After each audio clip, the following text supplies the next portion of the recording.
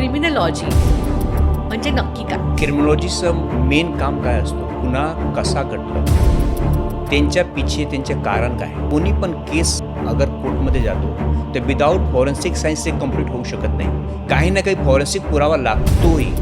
Rape केस झालं, murder केस झालं, fingerprint झालं, प्रत्येक गुन्ह्यामध्ये फॉरेन्सिकची गरजच असते.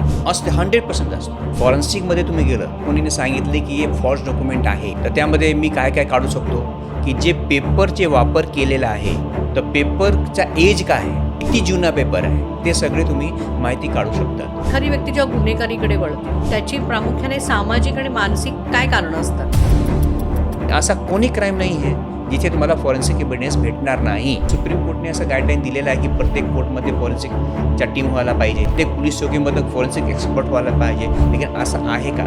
नाही आहे. पोलिसाला स्वतःला माहीत नाही की एव्हिडन्स काय असतो, कसा कलेक्ट करायला पाहिजे. नमस्कार, आमच्या नॉलेज कट्ट्यावरती तुम्हा सगळ्यांचं पुन्हा एकदा मनपूर्वक स्वागत.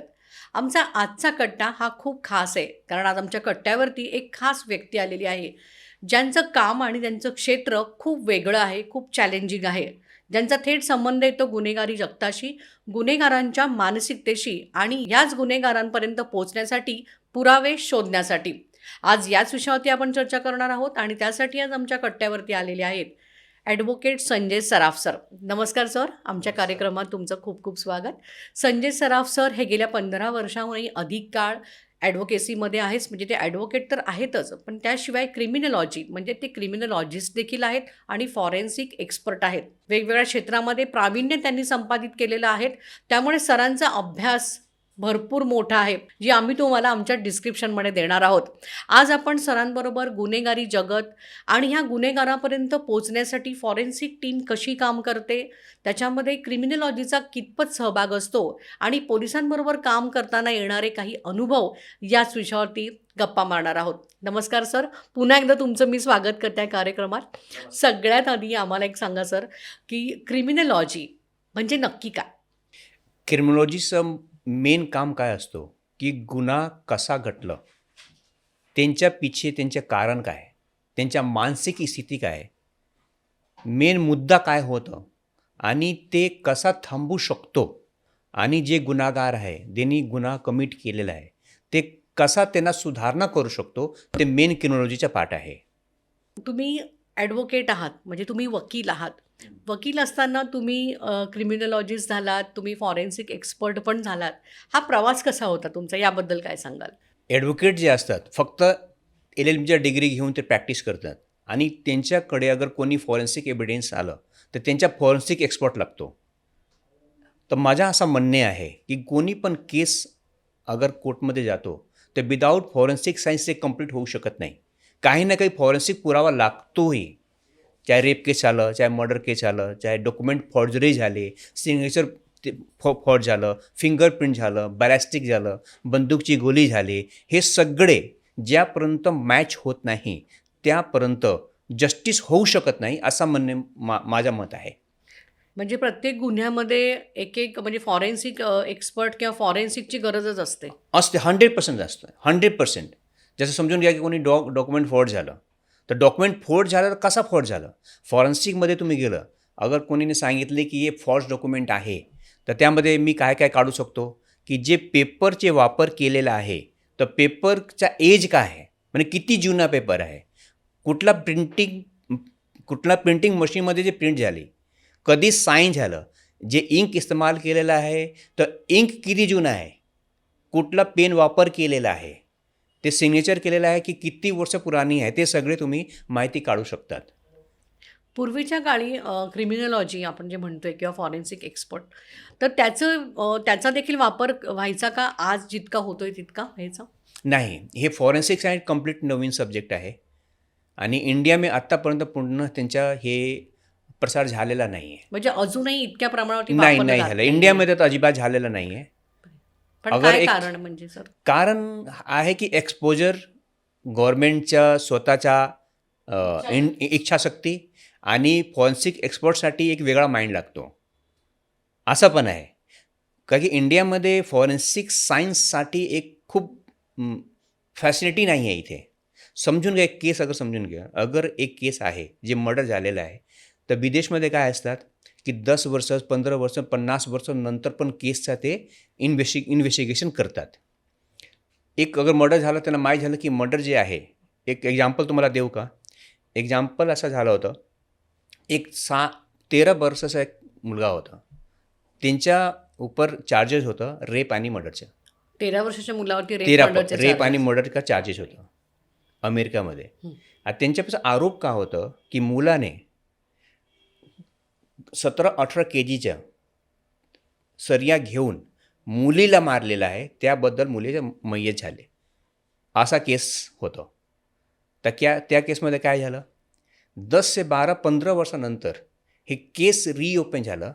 आणि इन्व्हेस्टिगेशनचं पार्ट का होतं की 11-12 वर्षाचं जे मुलगा आहे का 13-14च्या हे सरिया घेऊन ते मारू शकतो का? तर रिझल्ट काय होता की नाही, ते करू शकत नाही.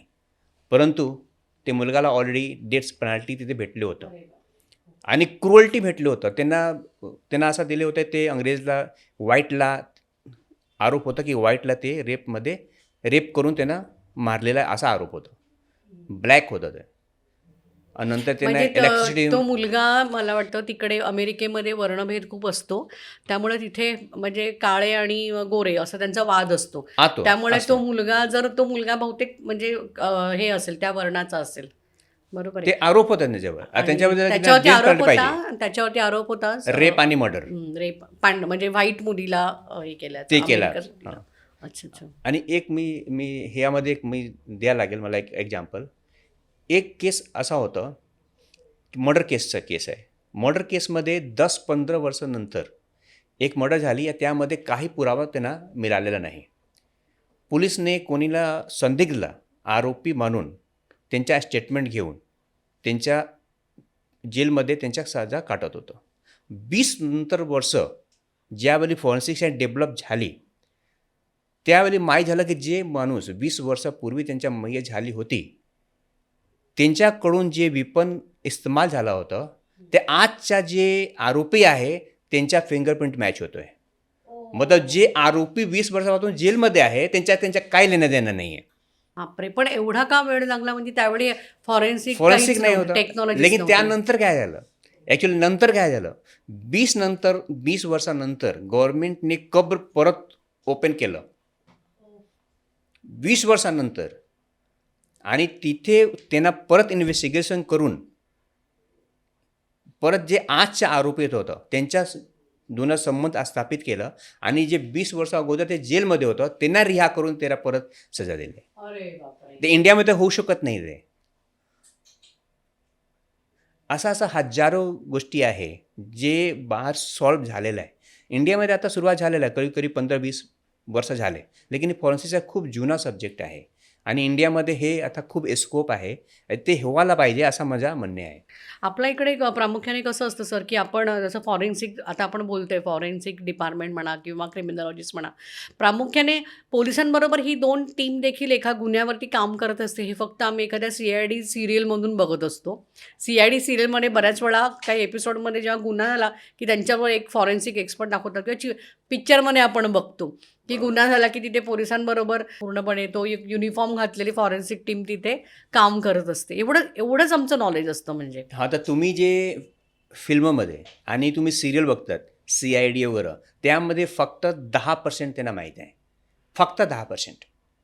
अगर जसा चर्चा आगे जाणार तर मी लाईव्ह सांगणार की कुठला केसमध्ये इन्वॉल्व आहे, रेप केस, मर्डर केसमध्ये कसा केस सॉल्व्ह झालं. आणि फॉरेन्सिक एक्सपर्टच्या जे फॉरेन्सिक टीम असतात साईडवर, त्यांना पण खूप माहिती राहत नाही. कधी कधी असं होतं. तुम्ही गेली मला वाटतं किती 10-15 वर्ष तुम्ही फॉरेन्सिकमध्ये काम करत फॉरेन्सिक होता. करीब 10-15 वर्ष मला आता झाले. हा एवढा काळ बदललेला आहे इतक्या वर्षात. टेक्नॉलॉजी भारतामध्ये फॉरेन्सिकशी कनेक्टेड असलेली टेक्नॉलॉजी डेव्हलप झाली आहे की तेवढीच आहे? नाही, डेव्हलप झालेलं आहे. लेकिन अगर हे समजून घ्या की अगर डेव्हलपमेंट अगर 100% फॉरेन्सिक सायन्स पाहिजे तर माझ्याप्रमाणे फक्त 30% डेव्हलप आहे. म्हणजे अजून स्पीड नाही आहे तेवढा. स्पीड नाही आहे आणि स्कोप खूप आहे त्यामध्ये. स्किल पण डेव्हलप व्हायला पाहिजे. असा माणूस पण शोधायला पाहिजे जे फॉरेन्सिक स्किलचा असतो. ते थोडासा कमी. सुप्रीम कोर्टने असं गाईडलाईन दिलेलं आहे की प्रत्येक कोर्टमध्ये फॉरेन्सिकच्या टीम व्हायला पाहिजे. प्रत्येक पोलीस चौकीमध्ये फॉरेन्सिक एक्सपर्ट व्हायला पाहिजे. लेकिन असं आहे का? नाही आहे. पोलिसाला स्वतःला माहीत नाही की एव्हिडन्स काय असतो, कसा कलेक्ट करायला पाहिजे, ते पोलिसाला स्वतःला माहीत नाही आहे. आणि असा फॉरेन्सिक्स टीम पण नाही आहे जास्त, जे प्रत्येक साईटवर जाऊन ते प्रत्येक फॉरेन्सिक एव्हिडन्स कलेक्ट करू शकतो.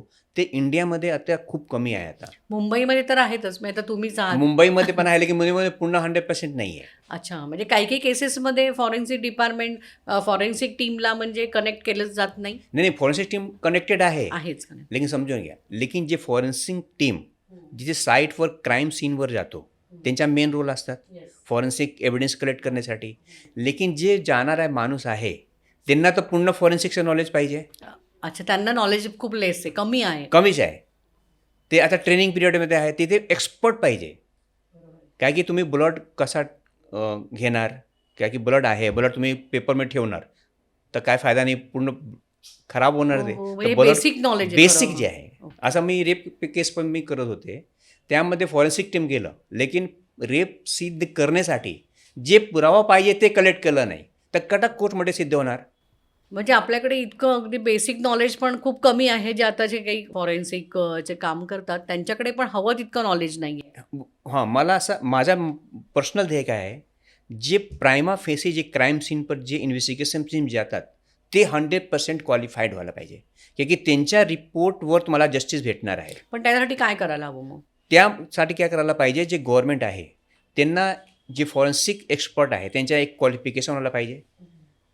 क्वालिफिकेशन फक्त असं नाही की डिप्लोमा घेऊन फिरतोय, त्यांच्या क्वालिफिकेशन ॲटलिस्ट रिसर्च स्कॉलर पाहिजे, त्यांच्या पूर्ण फॉरेन्सिकच्या माहिती पाहिजे, प्रत्येक डिपार्टमेंटच्या त्यांच्या कसा एव्हिडन्स कलेक्ट करायला पाहिजे हे पाहिजे त्यांच्याकडून. साईटवर जाऊन कसा प्रोटेक्शन द्यायला पाहिजे, कसा तुमच्या ब्लड कसा घेणार, स्पर्म कसा घेणार आहात, युरिन कसा कलेक्ट करायची, कुठला ऑब्जेक्ट सीज करायची, हे पूर्ण त्यांना माहिती पाहिजे.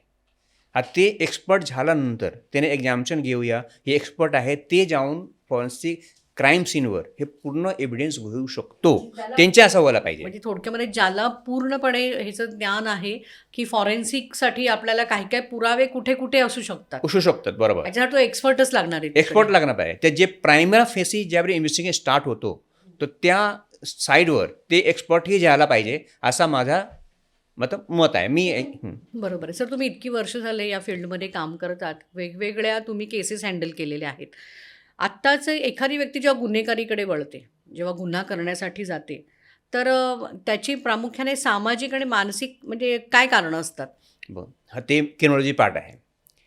ते काय बघतात की गुन्हा कसा घडला, त्यांच्या रिजन काय, त्यांच्या मानसिक स्थिती काय, त्यांच्या सामाजिक स्थिती काय आहे, त्यांच्या आर्थिक स्थिती काय आहे, त्यांच्या कसा एन्व्हायरमेंटमध्ये ते राहतो, एम्प्लॉयमेंट आहे की अनएम्प्लॉयमेंट आहे, त्यांच्या घरचा स्थिती काय आहे, त्यांच्या वडील आणि त्यांच्या आई कोणी क्रिमिनल होतो का, त्यांच्या DNA असा काय आहे का, असा त्यांच्या भावबंधू असा आहे का जेणेकरून ते साथ राहतात तर त्यांच्या एफेक्ट त्यांच्याकडे आला, ड्रग घेतलेला आहे का, हे सगळे असतं.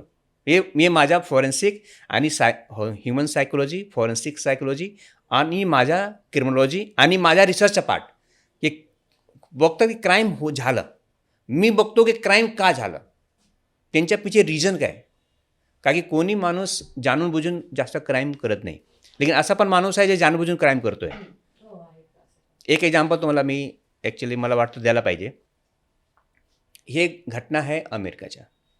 तिथे काय होतं, प्रत्येक महिना कुठे ना कुठेतरी आग लागतो, पूर्ण बिल्डिंग बंगलो आहे, आग लागतात आणि माणूस जे आहे त्यामध्ये पूर्ण जळून मरतात.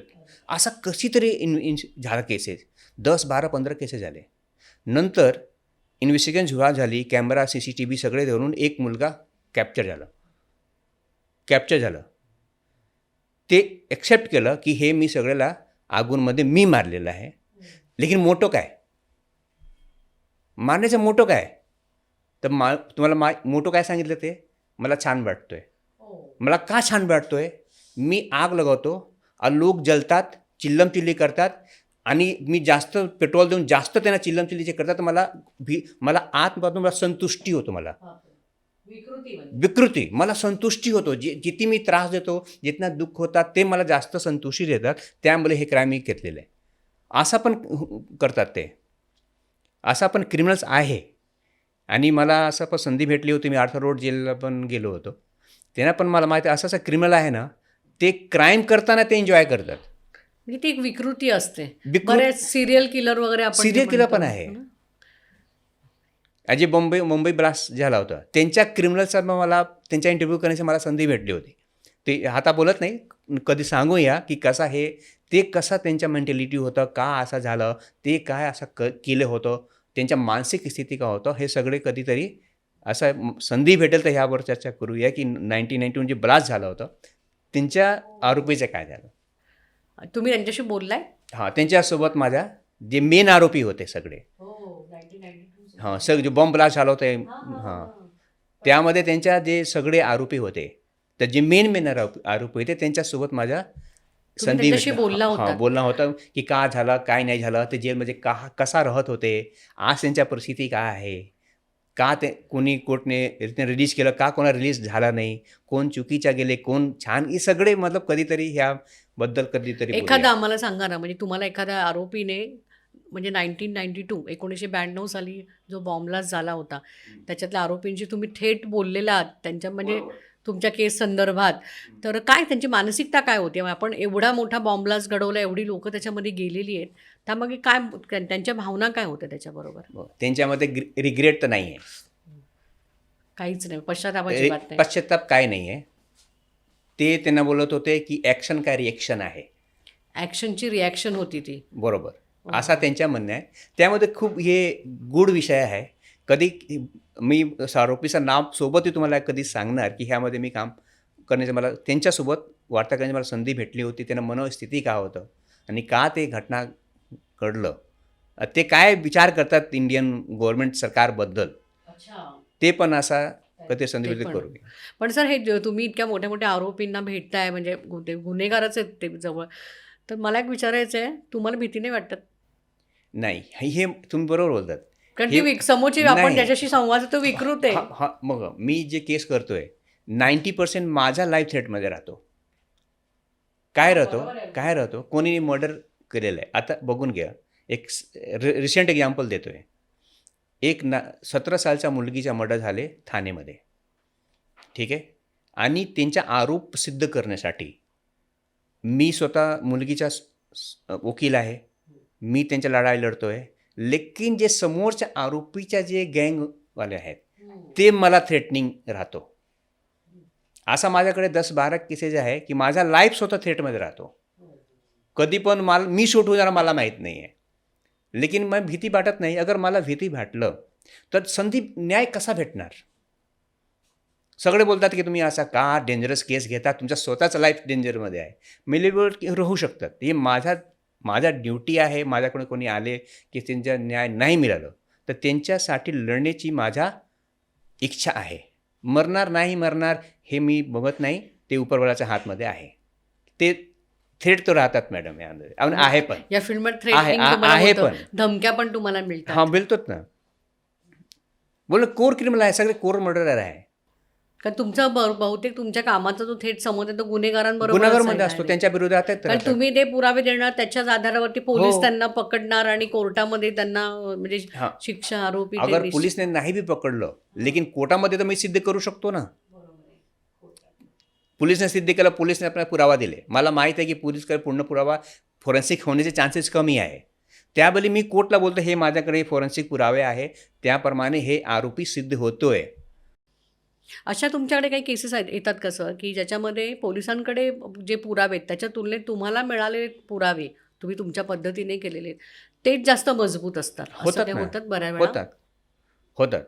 लेकिन अगर जे माझ्या पुरावे आहे, तो माझा पुरावा कोर्टमध्ये मान्य होत नाही, ते लक्ष ठेवा. माझ्या काय करायला लागतो, जे पोलिसने पुरावा दिले, कारण की मी फॉरेन्सिक सायंटिस्ट आहे, मी रिपोर्ट कोर्टाला देऊ शकतो आणि कोर्टाला मी प्रे करू शकतो की माझे जे पुरावे आहे ते सगळे फॉरेन्सिक लॅबमध्ये तुम्ही पाठवा. आज ज्या लॅबमध्ये जे रिपोर्ट असतील ना, ते कोर्ट एक्सेप्ट करतात. मी फक्त बोलणार आणि मी त्याचं एक्सेप्ट नाही करणार. म्हणजे ते तुम्ही लॅबमध्ये फॉरेन्सिक पाहते. एक्सपर्ट असून देखील ते कोर्ट एक्सेप्ट, ते कन्सिडरेशनमध्ये दिलं ना की फॉरेन्सिक एक्सपर्टने असा तरी सांगितलेलं आहे. लेकिन त्यांना सर्टिफिकेट पाहिजे त्याच्याकडे लॅबमधून. लॅब कुठे? सरकारी लॅब. प्रत्येक एस्टेटमध्ये सरकारी लॅब पण आहे. म्हणजे तुम्ही फॉरेन्सिक एक्सपर्ट आहात. तुम्ही दिलेले पुरावे देखील न्यायालयामध्ये ते म्हणजे विचाराधीन असतात.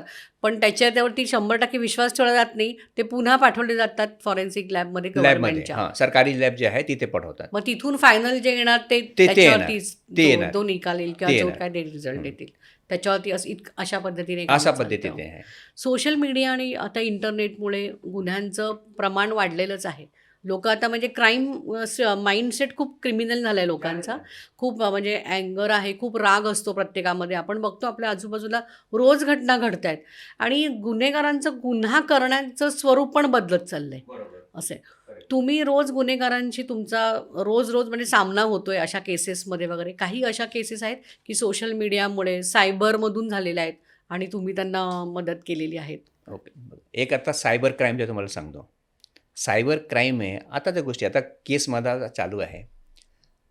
सायबर क्राईम कसं झालं, एक कंपनी आहे, कंपनीचं नाव पण सांगतो, फ्लायर. एक माणूस होता जे हे इन्व्हेस्टमेंट करत होता शेअर मार्केटमध्ये. तर ज्यावेळी ते सर्च करत होता त्यामध्ये एक पॉपअप ओपन झाले की इन्व्हेस्ट करा तर तुम्हाला इंटरेस्ट भेटेल. ते लिंक पण क्लिक करून ते वेबसाईटवर गेलं. तिथे होता की तुम्ही इन्व्हेस्टमेंट केला तर तुम्हाला 10%, 15%, 20% तुम्हाला बेनिफिट भेटेल. तर त्यांनी 5 लाख रुपये इन्व्हेस्टमेंट केलं. 5 लाखवर त्यांना 6.5 लाखचं त्यांना बेनिफिट झाले. ठीक आहे. नंतर त्यांच्या लालच पण बुडत गेला की 6.5 झाला. नंतर असा करत करत त्यांनी करीब 3.5 कोटी 3,50,00,000 रुपीज त्यांना ते ट्रान्सफर केलं आणि त्यांना प्रॉफिट दिसतोय ॲप्लिकेशनवर की मला आता हे प्रॉफिट झालं, ते प्रॉफिट झालं. आणि सायबरमध्ये समोरचा माणूस होता बोलला की तुम्ही हे अकाउंटमध्ये तुम्ही 5 लाख करा, हे अकाउंटमध्ये तुम्ही 2 लाख करा, हे अकाउंटमध्ये 10 लाख करा. असा करून 26 अकाउंट होता, 26 अकाउंट. त्यामध्ये 3,50,00,000 रुपये ते ट्रान्सफर केले. फरवरीमध्ये स्टार्ट होतं आणि मार्चमध्ये जाऊन ते झालं 44 करोड्स बेनिफिट्स. 44 करोड्स लक्षात ठेवा. 3.5 कोटी झालं 44 करोड्स. करेक्ट. तर त्यांनी बोलले की नाही आता मला हे आता मी परत जे माझा प्रॉफिट झालं ते परत घेऊया. तर त्यांनी काय सांगितलं 44 करोड्स मला पाहिजे तर तुम्ही 10% टॅक्स पे करा. मतलब 4 करोड्स के आसपास तुम्ही पे करा तुम्ही भेटतील. तर नंतर बोलले नाही हे तर चुकीचं आहे, माझ्या पैसे तुम्हाला द्यायला पाहिजे. नंतर ते मिळणार नाही होतं, भेटणार पण नाही. नंतर सगळे त्यांच्या मोबाईल फोन बंद, वेबसाईटचा पण माहिती पडत नाही आणि 26 अकाउंट वेगळ्या सिटीमध्ये, पूर्ण इंडियामध्ये अकाउंट 26 अकाउंट. तर त्यांच्यासोबत 3.5 कोटीचा हे सायबरमध्ये फ्रॉड झाला. तर त्यामध्ये हे फ्रॉड कसं झालं मॅडम, जे फ्लायर जे कंपनी आहे त्यांचं नाम मिसयूज केलं यामध्ये. स्वतःला माझा रिप्रेझेंटेशन दिले की मी असं काम करतोय. लेकिन ह्यामध्ये ह्यांच्या पण चुकी आहे, कोणाच्या क्लायंटच्या, की कुठला URL जातात, वेबसाईट बरोबर आहे की आपण नाही बघत नाही. ते नुसतं बघत जास्त नाही. पैसे मिळायचं आमिषाने त्यांनी असं ते पण हे होतं. केलं. बरोबर आहे. आणि आज काही स्थितीमध्ये बोलतात ना की मला सायबर क्राईम झाला, माझा डेटा सगळे एक्सपोज झालं. अगर तुम्ही बघितलं तर डेटा देता कोण? आपणच देतो ना. हे ईमेल क्रिएट करायला पाहिजे, नाम भरा, तुम्ही ईमेल ID भरा, हे सगळे भरा, सगळे होतात. सर आता आपण सायबर क्राईमबद्दल बोलतोय. आता हनी ट्रॅप वगैरे हा प्रकार खूप आहे. पुन्हा डिजिटल अरेस्ट हे इतके आहेत, म्हणजे याच्यामध्ये इतक्या मॅच्युअर्ड माणसं ह्याच्यामध्ये अडकत आहेत. तुमच्याकडे काही केसेस आल्या आहेत का? आलं ना. बघा, हनी ट्रॅप म्हणजे काय, मुलीच्या संबंधित आहे. 2 टाईपचे हनी ट्रॅप असतो. एक हनी ट्रॅप झाला की कोणाला फसवणूकसाठी मुलीचा इस्तेमाल केलं, एक असा होऊ शकतो. एक झाला मुलीने स्वतःला प्रोडक्ट बनवून दुसऱ्याला फसवणूक केलं. 2 वेगळ्या आहे. तर आता तुम्ही वाचला असेल असा काहीतरी केस असेल की मुलीने फोन केला आणि कपडे उचलण्याची सुरुवात केली. जे रोमॅन्टिक टॉक काहीतरी आहे सुरुवातीला आणि मग त्यांनी ते एक न्यूड फोटो वगैरे. न्यूड फोटो नाही. मी स्वतःला सांगतो की मी इन्व्हेस्टिगेशन करत होते. त्या दरम्यान मला एक फोन मला स्वतः फोन आला. स्वतः फोन केलं की हां आय लाईक यू, हे सगळे ते आधीपासून त्यांना माहीत होतं कोणाला फोन केला, काय सोशल मीडियाचे प्रोफाईल आजकाल ओपन आहे. बरोबर, त्याच्यावर लोक अंदाज लावतात अंदाज तुमच्या लावतात. कॅरेक्टरचा. हां, ते कुठेतरी काहीतरी मला केलं, लेकिन त्यांना माहीत नव्हतं की मी ॲडव्होकेट आहे म्हणून. तर असं मला केलं की मला तुमच्यासोबत सेक्स करायची आहे, असा डायरेक्ट. तर मी बोललो फोनवर कसा होणार भाई हे काय आहे. तर त्यांचे ठीक आहे. तर नंतर डायरेक्ट त्यांनी कपडे खोलण्याची सुरुवात केली. म्हणजे तुम्हाला माहित होतं की हा समोरचा व्यक्ती हा, माहीत होतं ना मला. पण तुम्ही म्हणजे तुम्ही त्याला क्रॉस करत होता. हां, मला मला माहीत होतं की हे तुम्हाला त्याला पकडायचं होतं. पकडायचं हे मला माहीत होतं. ओके. ते डायरेक्ट मॅडम सुरुवात करतात खोलण्यासाठी. डायरेक्ट कपडे न्यूट 100% न्यूट होतात. ते वाले काय करतात, जसा न्यूट झालं ना, तर समोरचा माणूस काय की मानसिक प्रवृत्ती काय असतो, सेक्स ॲट्रॅक्शन असतो आणि थोडा बहुत ते न्यूट होणार आणि नंतर ते व्हिडिओ ऑफ करणार आणि नंतर तुमचा व्हिडिओ बनवणार. अगर तुम्ही पण राजी झाले, तुम्ही पण अगर कपडा खोलून तुम्ही पण न्यूट झालेलं आहे, तेच काय करतात की तुमचा व्हिडिओ बनवणार. नंतर सेकंड स्टेप सुरुवात होतो तुमच्या ब्लॅकमेलिंगच्या.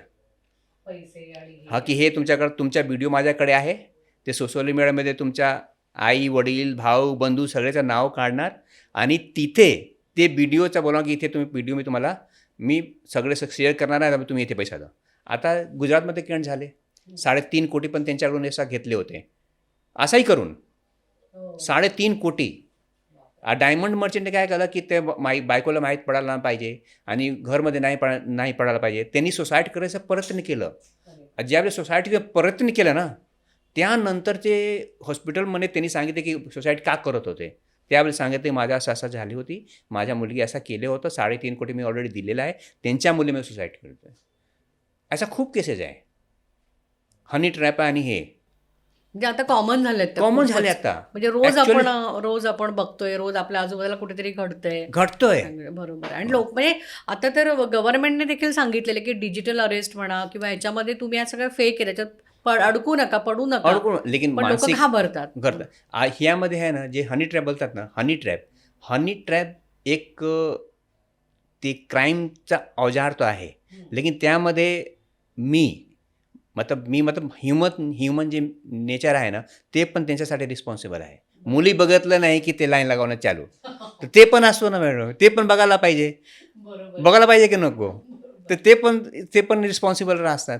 सर, तुम्ही फॉरेन्सिक एक्सपर्ट आहात, क्रिमिनॉलॉजिस्ट आहात, वेगवेगळ्या केसेस तुम्ही हँडल करतायत. आता आपण बघितलं की म्हणजे आपण डिजिटल अरेस्टवरती बोलतोय, आपण हनी ट्रॅपवरती बोलतोय.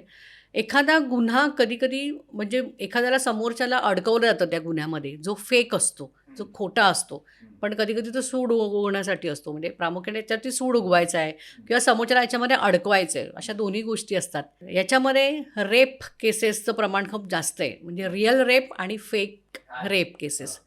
एक फॉरेन्सिक एक्सपर्ट याच्यामध्ये कसं काम करतो, म्हणजे कसं शोधता तुम्ही हे? रेप केसचे जे आहे ना, ॲक्च्युली आज हे हथियारसारखा इस्तेमाल होतो आहे. ॲक्च्युली हे त्यांच्या प्रोटेक्शनसाठी आहे. लेकिन काही मुली त्यांच्या शस्त्रसारखा इस्तेमाल करतो आहे. म्हणजे त्याच्यासाठी ते कायदे वगैरे त्याचा गैरवापर करतात. असं पण आहे. जसं आता खूप रेप केस मी करतो आहे. 90% केसमध्ये कसा असतो, पहिले मुली सोबत येतात, त्यांच्या रिलेशनशिप असतो, नंतर रिलेशनशिपमध्ये जातात, नंतर फिजिकल रिलेशनशिप पण असतो. लेकिन काही नंतर वाद झाला तर डायरेक्ट रेप केस टाकतात डायरेक्ट. आणि इंडियन कानूनमध्ये असं काय झालेलं आहे, अगर कोणी मुलीने स्वतः जाऊन सांगितलं की माझ्यासोबत असा खोटा काम झालेला आहे, तर बाकी काही पुराव्याची गरज नाही, आधी अरेस्ट करा नंतर बघूया. हां, म्हणजे हा फार भयानक प्रकार असतो. भयानक आहेत ना, मग असा खूप आहे. लेकिन हे पण खरं आहे की जे खर पण ह्यामध्ये येतात की त्यांच्यासोबत रेप झालेला असतो. काही वेळा म्हणजे रिअल रेप झालेला पण असतो. येतात ना. काही वेळा तसं झालं नसतं, फक्त जसं भांडण झाले, ब्रेकअप झाला, आता अद्दल घडवायची म्हणून त्याच्यावरती खोटे असं आहे काहीतरी. असं माझ्याकडे तुम्हाला जे एक केस तुम्हाला सांगतो ते ऑन एअर आहे. करण ओब्राय केस. सेलिब्रिटी त्यांच्यावर रेप आरोप आहे. मीडियामध्ये पण आहे. त्यामध्ये तुम्ही बघून घ्या किती त्यामध्ये रेप आरोप विक्टिम होतं, त्यांचं नाव कोणीने काय सांगितलं, त्यांच्या विरोध पण केस रजिस्टर झाले. सेलिब्रिटी बोलत पूजा बेदीसोबत. पूजा बेदीन 7 असा आहे सेलिब्रिटी, त्यांच्या खिलाफ केस रजिस्टर झालेलं आहे की विक्टिमचं नाम त्यांनी ओपन करून दिलेलं हे प्रमाणे. झाले की नाही झाले ते आता इन्व्हेस्टिगेशन मॅटर आहे. लेकिन त्रास किती झाला यामध्ये सगळे. बरोबर. म्हणजे तो कोर्टामध्ये तो म्हणजे गुन्हा सिद्ध होण्याच्या आधीच त्याला तुम्ही गुन्हेगार साबित केले. आणि मी जो स्वतः आता 2-3 केस रेपच्या मी करतोय.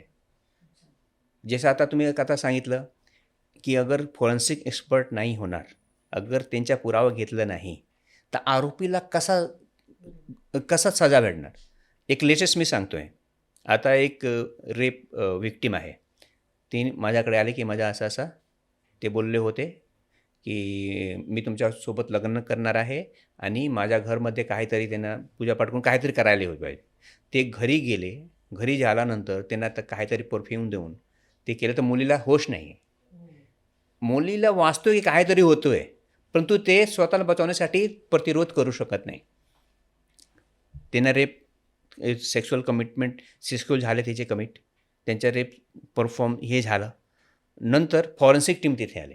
म्हणजे एक दिवस नंतर फॉरेन्सिक टीम तिथे आले. मी फक्त फॉरेन्सिक टीमचा रोल सांगतो इथे. फॉरेन्सिक टीम आलं. फॉरेन्सिक टीमने जिथे सेक्स परफॉर्म झाला होता, काय की मी तुम्हाला सांगितले की अगर ब्लड आहे, एस्पर्म आहे, तो महिना नाही वर्ष राहतात, राईट. लेकिन फॉरेन्सिक टीमने जे पुरावा होता ते कलेक्ट केलं नाही. फक्त लॉक ब्रेक केलं, नंतर 2-4 फोटोग्राफ घेतले, हे घेतलं. लेकिन जिथे सेक्स एलिगेशन होतं, ते बेड आहे, त्यांच्या गद्दा आहे, त्यांच्या टॉवेल आहे, ते कब्जामध्ये घेऊन फॉरेन्सिक टेस्टला पाठवलं नाही. ते सिद्ध कसं होणार आहे? तर तिथे फॉरेन्सिक टीमचा चूक आहे, हे माझं मत आहे. हो, बरोबर आहे. कारण ते बेसिक त्यांचे जे बेसिक इन्फॉर्मेशन त्यांच्याकडे नाही होतं, ते ते त्यांच्या हे नाही मत होतं की बेसिक घ्यायला पाहिजे, तर सिद्ध कसा होणार. तर त्यासाठी मला असं म्हणणं आहे की जे फॉरेन्सिक साईटवर जातात ना एक्सपर्ट, ते एक्सपर्ट व्हायला पाहिजे, नॉलेजेबल पाहिजे. तो क्राईम सिद्ध होऊ शकतो. आणि असा कोणी क्राईम नाही आहे जिथे तुम्हाला फॉरेन्सिक एव्हिडन्स भेटणार नाही. भेटतो 100%, काही ना काही राहतात. म्हणजे गुन्हेगार जेव्हा गुन्हा करतो तेव्हा तो काही ना काहीतरी ट्रेस सोडतात. फॉरेन्सिक सायन्सचा एक फॉर्म्युला आहे, एव्हरी कॉन्टॅक्ट लिव्स ए ट्रेस. ज्यावेळी 2 वस्तू एक संपर्क में असतात तर काही ना ट्रेस छोडून जातात. हे युनिव्हर्सल ट्रूथ आहे. जसं मी तुमच्या शेड्यूलमध्ये आलो, ठीक आहे, तर तुम्ही मला कसा सिद्ध करतात की मी इथे तुमच्याकडे आलो. एक तुम्हाला फक्त एक्झाम्पल देतो. तुम्ही बोला मी तुम्हाला फोन केला, तुमच्या CCTVमध्ये तुम्ही दिसतात, ओके फाईन. तुमच्या मोबाईलचं लोकेशन दिसतो आहे, फाईन. माझ्या कॅमेरामध्ये मी ते शूट झाले, फाईन. हे तुम्ही 3-4 सांगणार आहे. लेकिन त्यासुद्धा डीपमध्ये मी कसा जाणार? मी इथे आलो तर माझ्या जे शूजमध्ये जे डस्ट आहे, ह्या डस्ट माझ्या खारघर पण आहे, तुमचा डस्ट पण ह्यामध्ये आहे. अगर माझा शूज घेऊन फॉरेन्सिक्सचा इन्व्हेस्टिगेशन केलं तर तुमच्या ऑफिसचा डस्ट यामध्ये भेटेल. म्हणजे इतकं डेप्थमध्ये असं भेटेल की हा हे माणूस ह्या ऑफिसला आला होता. बरोबर आहे. आम्ही त्या काय सांगतो, एव्हरी कॉन्टॅक्ट लिव्ह ए ट्रेस. ठीक आहे, हे तुमचे फायबर आहे. मी इथे बसलेलं आहे, माझ्या कोटमध्ये फायबर आहे. तर मी जाऊन अगर मी जातो इथून तर माझ्या कोटचा फायबर हे तुमच्या चेअरमध्ये भेटेल. अगर फॉरेन्सिक टेस्ट केलं तर की ते माहीत पडलं की संजय सर हे चेअर बसलो की ते चेअर बसलं होतं, ते पण तुम्ही माहिती काढू शकता. म्हणजे अक्षरशः पुरावे सगळीकडे आपल्याला सापडू शकतात. सगळे अगर तुम्ही 10 एकसारखा चेअर ठेवा, एकसारखा, लेकिन संजय सर कुठल्या चेअर बसलं होतं हे तुम्ही माहिती काढू शकता. तर हेच फॉरेन्सिक सायन्समध्ये मला माहीत पडतं. सर, अशी एखादी केस सांगा, इतक्या केसेस तुम्ही लढल्या आहात, काहीतरी म्हणजे अशी आगळी वेगळी केस होती की जी केस त्यांचा पुरावा शोधण्यासाठी फॉरेन्सिक टीमला, तुमच्या टीमला खूप म्हणजे काय म्हणतो त्याला, खूप चॅलेंज पार करावे लागले. अशी कुठली केस होती तुमच्याकडे? आता एक तुम्हाला जे सेम आता सांगतो, जे आता इन्व्हेस्टिगेशन त्यांच्या पार्ट आता चालू आहे. एक सुप्रीम कोर्ट काय ते पण सांगतो. जे तुम्हाला सांगलो की जे 17 सालच्या मुलगी होती, त्यांच्या जे मर्डर झाली होती, त्यामध्ये जे विपन्स होता, इन्व्हेस्टिगेशनमध्ये आता काय चालतो आहे की जे घरमध्ये त्यांच्या जे ग्लास होतं ते 3 ग्लास होते. आरोप फक्त 1 वर आहे. पोलिसने इन्व्हेस्टिगेशन केलेलं नाही आहे की ते 3 ग्लास जे आहे ते 3 ग्लासवर कोणाकोणाचा फिंगरप्रिंट आहे. लेकिन फॉरेन्सिक एक्सपर्ट मला माहीत आहे की ते वेगळ्या 3 फिंगरप्रिंट तिथे आहे. 3 माणूसचा की मी अगर तुम्हाला दिसत नाही की ते फिंगरप्रिंट्स आहे, लेकिन बेसिक नॉलेज झाल्यामुळे मला माहीत आहे की मला माहीत पडतं की ते फिंगरप्रिंट्स आहे. अगर डेव्हलप केलं तर मला फिंगरप्रिंट तिथे भेटेल. ते हे चॅलेंजचा पार्ट आहे की कसा पोलिसाला कन्व्हिन्स करू, कसा कोर्टाला कन्व्हिन्स करू की त्यांच्या रिइन्व्हेस्टिगेशन व्हायला पाहिजे. का की मला एक्सपर्ट माहीत आहे की तिथे पुरावा आहे. ते परमिशन घेण्यासाठी पण खूप त्रास होतो कोर्टामध्ये. की नाही पोलिसने ऑलरेडी केलेलं आहे, तुम्ही परत करण्याची गरज नाही आहे. लेकिन ॲज ए फॉरेन्सिक मला माहीत आहे की ते आहे. तर काय असतो, पहिले लोअर कोर्टमध्ये जा, ट्रायल कोर्टने रिजेक्ट केलं, परत हायकोर्टमध्ये जा, हायकोर्टमध्ये गेलं परत सुप्रीम कोर्टमध्ये जा. तो वकील पण बघला की काय आहे, हां असं चक्कर मारावं लागतं म्हणजे सिद्ध करण्यासाठी. असा पण असतो. म्हणजे तुम्हाला पेशन्स खूप ठेवावे लागतात. Full too. म्हणजे असं आता तुम्ही आम्हाला एक माहिती दिली आहे, तुम्ही सांगितलं की पुरावा हा कधीच पूर्णपणे नष्ट होत नसतो. म्हणजे घटना घडून जाते, पण अगदी 20 वर्षानंतर देखील तो पुरावा तिथे राहतात. सापडू शकतो. सापडू शकतो. म्हणजे ह्याच्यामुळे जुन्या केसेस पुन्हा जशा आपण म्हणतो की ओपन केली, इतक्या वर्षाची केस होती 10 वर्षापूर्वीची, तरी पण त्याचे पुरावे मिळू शकतात, धागेदोरे मिळतात. मिळू शकतं ना. असा मी एक प्लॅन केलं होतं. असा माझं प्लॅनिंग केलं होतं. जे CBIने जे कोल्ड केस करून बंद करून ठेवलेलं आहे ना, त्यांना पत्र देऊ, या सगळे केस मला रिफर करा. मी इन्व्हेस्टिगेशन करतो त्या त्यामध्ये काय पुरावा भेटतोय. मग काय तुम्हाला काय मिळालं की नाही तुम्हाला मग आता रिस्पॉन्स नाही मिळालेला आहे, लेकिन मला वाटतं की काय की बघा, प्रत्येक माणूसचा इन्व्हेस्टिगेशन करण्याचा मेथड वेगळा येणार. एक्सपर्ट 50 होऊ शकतो, 50 सारखा करणार आहे. तर मला असं होतं की जे तुम्हाला केस सॉल्व्ह होत नाही ते केस तुम्ही मला रेफर करा. मी प्रयत्न करूया काय जरी सॉल्व्ह झाले तर काही आरोपी सिद्ध झाले, कोणी क्रिमिनल बिहाइंड द बार जायला पाहिजे. तुम्ही सांगताय की पुरावे सगळीकडे असतात, फेक केसेस पण कळतात आणि रिअल केसमध्ये देखील पुरावे असतातच. आपण डोमेस्टिक व्हायलन्सच्या केसेस बघत असतो. आता हल्ली घटस्फोट वाढलेले आहेत. डोमेस्टिक व्हायलन्सच्या केसेस या म्हणजे पत्नी पतीवरती बहुतेक त्याच्यामधूनच ते नंतर याच केसेस टाकून नंतर मग ते डिवोर्सपर्यंत जातं. डोमेस्टिक व्हायलन्समध्ये बऱ्याच वेळा म्हणजे नवऱ्यावरती आरोप केला जातो की ह्याने मला मारलं. यात म्हणजे आरोप केला जातो, काही वेळा खरं पण म्हणजे याच्यामध्ये बऱ्याच गोष्टी खऱ्या पण असतात. काही वेळा बायका जाणीवपूर्वक नवऱ्याला अडकवण्यासाठी देखील असे खोटे आरोप करतात. तर फॉरेन्सिक टीम ह्यामध्ये काय काम करते का? आरोप खरे की खोटे? हे बघ, कुठे कुठे काम असतो. मी पहिले आधी बघतो की त्यांचा आरोप काय. त्यांनी बोलले की मारामारी केलेला आहे, माझा वार केलेला आहे, चाकूसे मला मारलं, त्या दंडासे मला मारलं, काहीतरी मला त्यांच्या बॉडीवर ते व्हायला पाहिजे, निशाण व्हायला पाहिजे, बरोबर. तर त्यांनी अगर बोलले की मला इथे चाकू मारलेला आहे आणि चाकूचा निशाण मला अगर टेस्ट केलं तर हे मला माहीत पडेल की निशाण किती जुना आहे.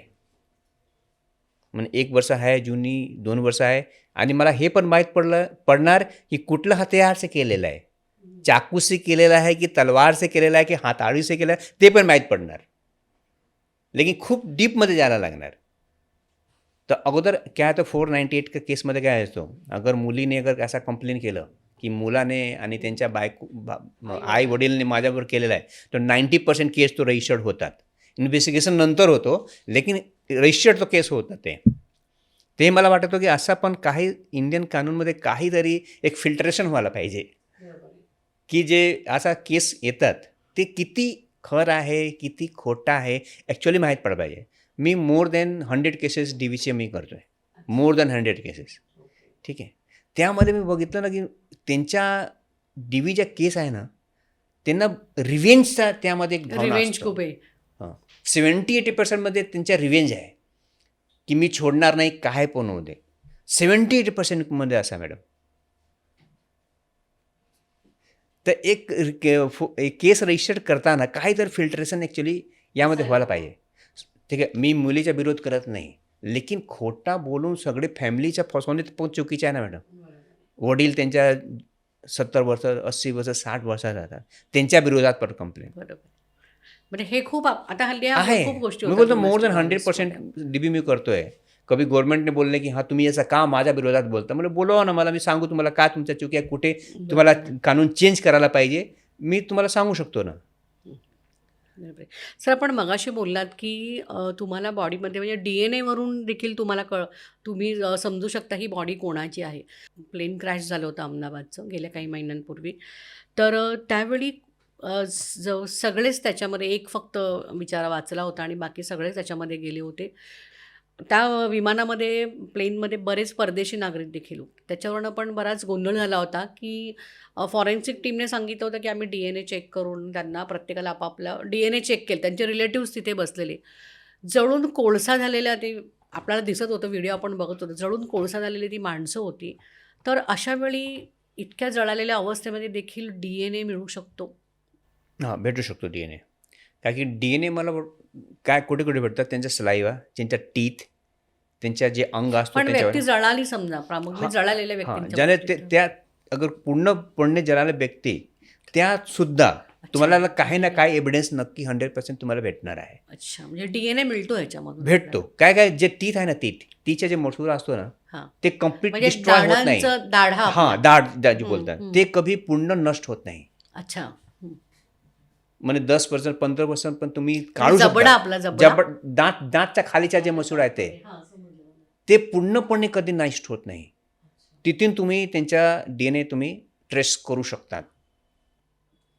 म्हणजे तो एक त्याच्यामधून पण तुम्हाला म्हणजे DNA टेस्टमधून तुम्हाला व्यक्ती कळते, कुठल्या कोणाच्या कुटुंबातली कुठली व्यक्ती आहे ती. बरोबर, हे कळते. त्याच्यामुळे. हां, ते माहीत पडतं. DNA टेस्ट केलं तर त्यांना हे माहीत पडतात.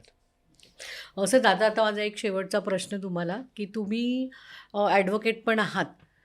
तुम्ही बघताय की आता केसेस कशा येतात कोर्टामध्ये, वेगवेगळ्या गुन्ह्यांचे स्वरूप बदलत आहेत, बऱ्याच गोष्टी होत आहेत, फेक केसेसमध्ये लोकांना अडकवलं जात आहे. डॉक्टर आणि वकील यांच्या फी खूप असतात, म्हणून बऱ्याच वेळा म्हटलं जातं की शहाण्याने कोर्टाची पायरी चढू नये असं म्हणतात, कारण खूप पैसा खर्च होतो.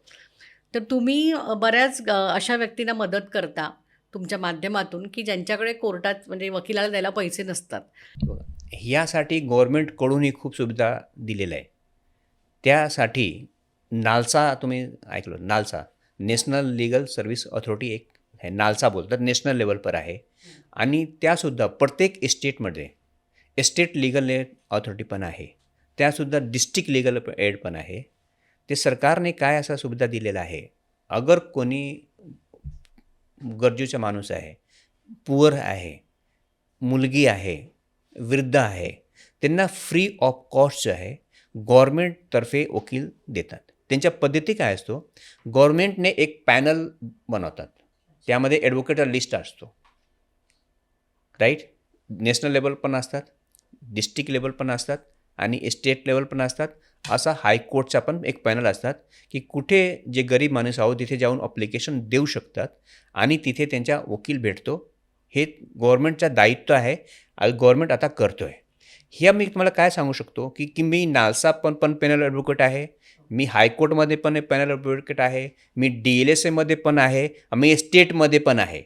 म्हणजे इंडियाच्या पूर्ण लीगल एडच्या पॅनलवर मी आहे. मी स्वतः हे काम करतो आहे. तर गव्हर्मेंटने असा सुविधा दिलेला आहे. लेकिन हे जे अप्रोच आहे, ह्यांच्या जे प्रचार संधी आहे ते लोकांकडून कमी आहे. लोकांना माहीत नाही आहे की असा त्यांना भेटतो आहे. सरकारी वकील आपण म्हणतो.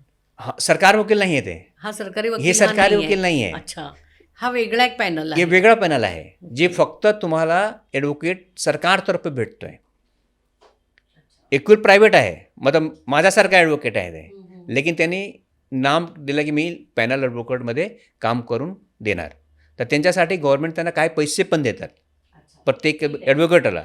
लेकिन जे पुअर माणूस आहे त्यांना काय पैसा द्यायला नाही लागत. तर माझ्याकडे जे केस येतात, तर मी काय करतो, मी स्वतः बघतो आणि मला वाटलं की त्यांना एलिजिबिलिटी पण आहे की कोणाला भेटणार, जसं त्यांच्या इन्कम किती आहे. हायकोर्टमध्ये आहे की 3 लाख से कमी व्हायला पाहिजे, लेकिन त्यांच्याकडे पुरावा नाही आहे, तर असा केस ते घेत नाही. तो असा केस मी स्वतः मतलब माझ्या प्रमाणे मी करून घेतो की ठीक आहे, मी तुम्हाला करून देऊ. नाही तर अगर त्यांच्या नाही आहे तर मी त्यांना संधी देतो की तुम्ही तिथे जा, तुम्हाला लेटर भेटेल. तर माझ्याच नावाने लेटर घेऊन येतात आणि फ्री ऑफ कॉस्टमध्ये त्यांना मी करून देतो. तुम्ही त्यांचे म्हणजे खटले लढता. हां, पूर्ण ₹1 पण केस मी त्यांच्या लढता. काय ₹1 पण त्यांच्याकडून मी घेत नाही. Great. जे केस त्यांच्याकडून लेटर भेटत नाही, लेकिन मला वाटतो की ते खरं आहे आणि लेकिन पुरावा नाही आहे, ते केस मी घेतो. तर त्यांच्यासाठी मी ₹1 पण घेत नाही. माझ्याकडे मोर दॅन 200 केसेस असं आहे. कधी तुम्ही त्यांना इंटरव्ह्यू पण विचारू शकता. सर, आज तुम्ही आमच्या स्टुडिओमध्ये आलात आणि मला फॉरेन्सिक डिपार्टमेंट काय आहे, फॉरेन्सिक टीम कशा पद्धतीने काम करते आणि ह्यामधून देखील तुम्ही समाजासाठी काम कसं करत आहात हे देखील सांगितलं आहे. त्याबद्दल तुमचे खूप खूप आभार. धन्यवाद. धन्यवाद. बोलवलेस. बसून एक गोष्टी होती, मी मराठी नाही आहे. मराठी बोलण्याचा प्रयत्न केलं होतं. खूप छान काय प्रयत्न. काही अगर चुकी झाले तर तुम्ही थोडा एडिट. नाही, खूप छान. मला अगदी प्रेक्षकांना आवर्जून सांगावं असं वाटतंय, आपण संपूर्ण आमचा पॉडकास्ट बघितला असेल, सरांचं मराठी आणि मध्ये थोडं हिंदी होतं, कारण सरांनी आत्ता सांगितलंय सरांना मराठी येतं, पण ते मराठी भाषिक नाही आहेत. पण तरी देखील त्यांनी खूप चांगला असा प्रयत्न केला आहे. त्यामुळे मला वाटतं प्रेक्षकांना आमचा हा पॉडकास्ट आजचा नक्की आवडला असेल. धन्यवाद.